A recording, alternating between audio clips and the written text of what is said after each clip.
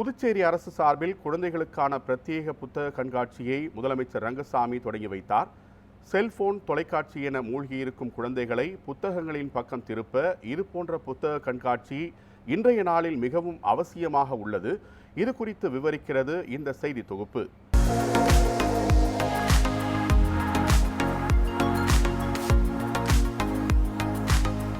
வண்ண வண்ண அட்டை படங்களுடன் குழந்தைகளை கவர்ந்து வாசிப்பின் முதல் படியை எட்ட வைத்திருக்கிறது புதுச்சேரியில் தொடங்கப்பட்ட புத்தக கண்காட்சி.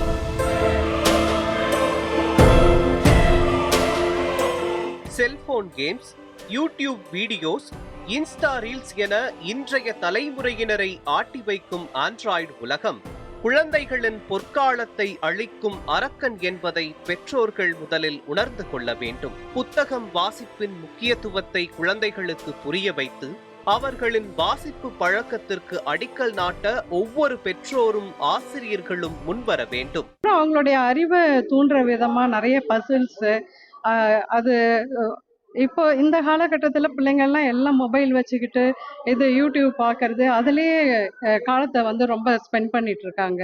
ஆனால் இப்போ அதை தாண்டி அவங்க அறிவை வளர்க்குற விதமாக பல விதமான விளையாட்டு பொருட்கள், அவங்களுடைய அந்த விளையாட்டு உணர்ச்சியை தூண்டுற விதமாக ஆர்ட் பண்ணுறதா இருக்கட்டும், பசில்ஸ் பண்ணுறதா இருக்கட்டும், விதவிதமான இதெல்லாம் நாங்கள் இங்கே பார்க்குறோம். என்னுடைய வேண்டுகோள், எல்லா பெற்றோர்களும் தங்கள் குழந்தைகளை கவனத்தை திசை திருப்புறதுக்காக மற்ற விஷயங்கள் மூலியம் நிறைய அவங்களால அறிவை தூண்ட முடியும் அப்படின்றத இங்கே வந்தோன்னா அவங்க இன்னும் அதோடைய ரிசல்ட்டை பார்க்கலாம்.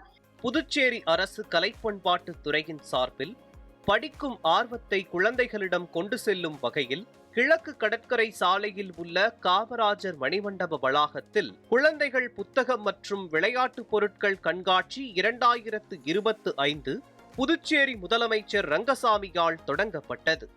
60 அரங்குகள், 30,000 புத்தகங்கள் மற்றும் விளையாட்டு பொருட்கள் என பிரம்மாண்டமாக தொடங்கியுள்ள இந்த கண்காட்சியானது ஜனவரி 28ஆம் தேதி வரை குழந்தைகளை குதூகலப்படுத்தி உத்வேகம் அளிக்க உள்ளது.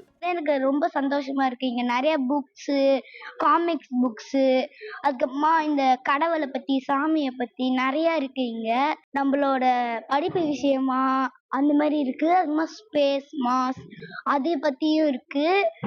நம்ம கொடியரசர் தினம் அதையும் பத்தி இருக்கு.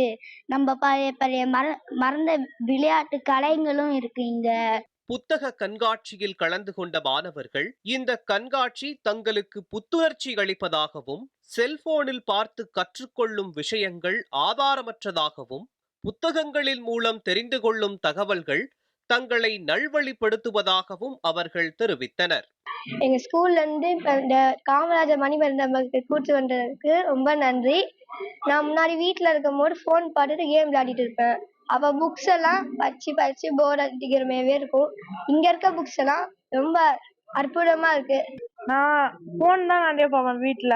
அந்த போன்ல ஒரு உண்மை வந்ததுன்னா நிறைய போய் வரும். எங்க அம்மா சொல்லி கேட்காம எல்லாம் செஞ்சு அடி கூட பல வாய்ப்பு இருக்கு. ஆனா இங்க இருக்கிறது எல்லாமே உண்மையானதா இருக்கு. நியூஸ் 7 தமிழ் செய்திகளுக்காக புதுச்சேரி செய்தியாளர் ராஜகுமார்.